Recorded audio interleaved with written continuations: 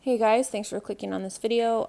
Today I'm going to give a bit more in-depth of a overview of the Beautiful Feet Modern U.S. and World History that we have been using with my ninth grader. And so if you watched the prior video, I gave a general overview of this curriculum and how it is structured. It covers the time period of, as you can see here, and it goes in this order. So this is how it's organized. And then you have the books that are included. And so the student reads these books one at a time. And each section has a historical background to read and then begins with the specific part. And so the first assigned book is Uncle Tom's Cabin, which, if you aren't familiar with the book, was written by Harriet Beecher Stowe. And it is a kind of a glimpse into the conditions that slaves faced, and but it is a novel.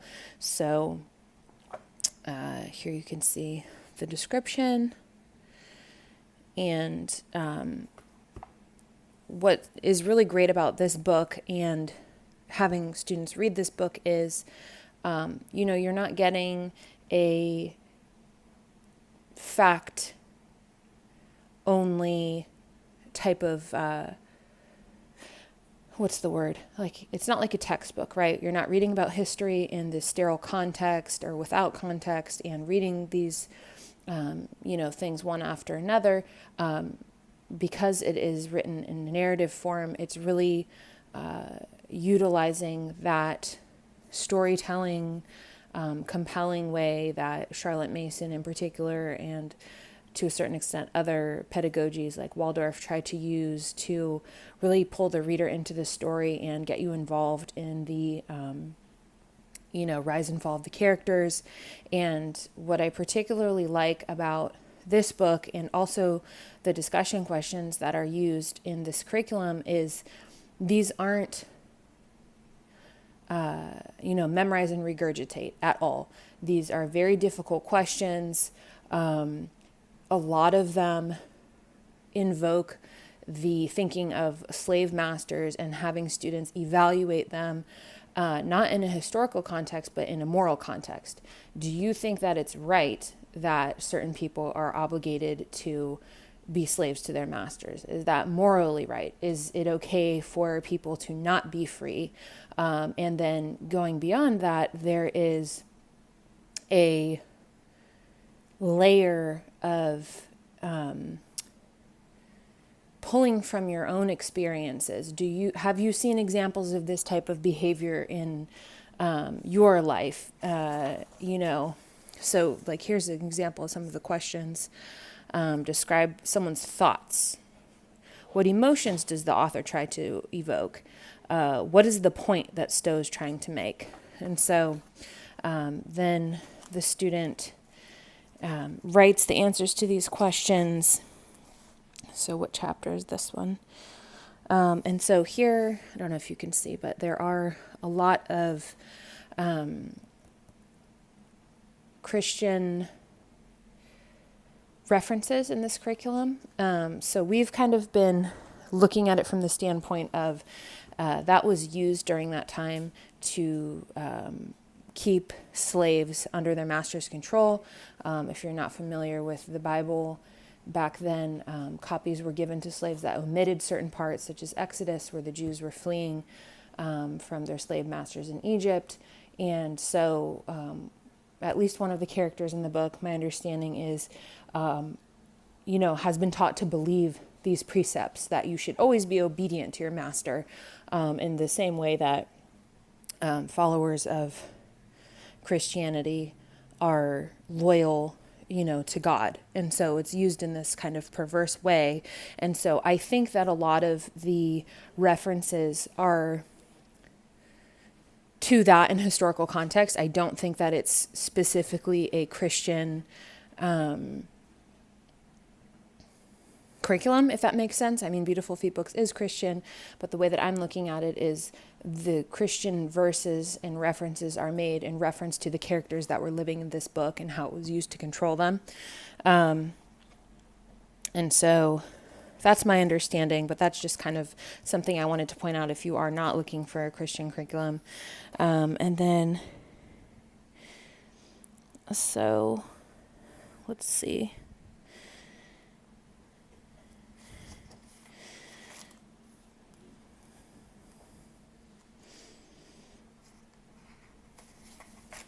So there is vocabulary and there are discussion questions. I'm trying to see if I can find anything that lines up. So this is lesson 4. I think I'm going to have her label these because it's very difficult to find which one. Okay, here's chapter 15. So this is after.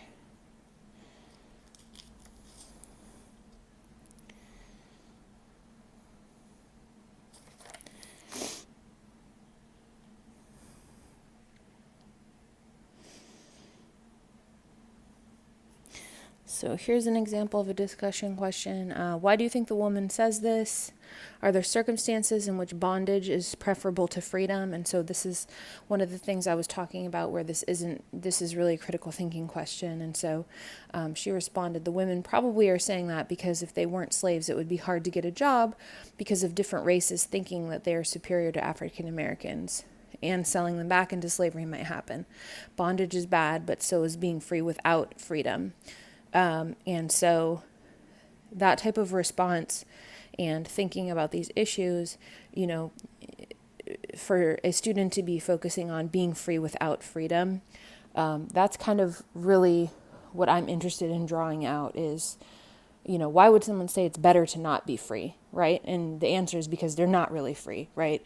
And there's this layer of racism that even if you are a free person, you know, you're not going to be treated the same. You're not going to be able to get jobs. And this is a theme that we personally continue with the likes of, you know, the book The Help, or stories that discuss how Black Americans had to have a job, right? They weren't allowed to stay home with their own children. Why? Because they're expected to go raise somebody else's children.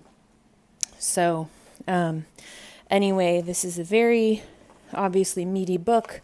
There is, you know, I mean, it's hundreds of pages, 648 pages. Well, that's with commentary.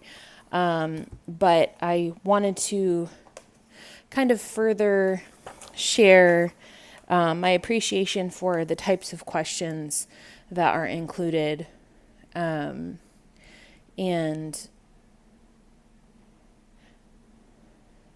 the deeper level of analysis that is required.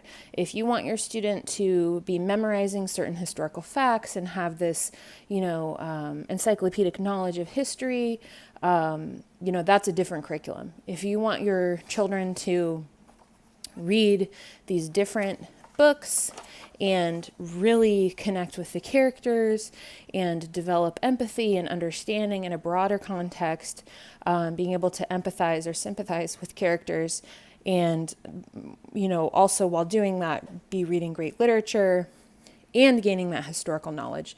But this isn't a, you know, your child's going to be able to go make a timeline with 500 different facts of what happened this time and that time, a very sterile, disconnected perspective.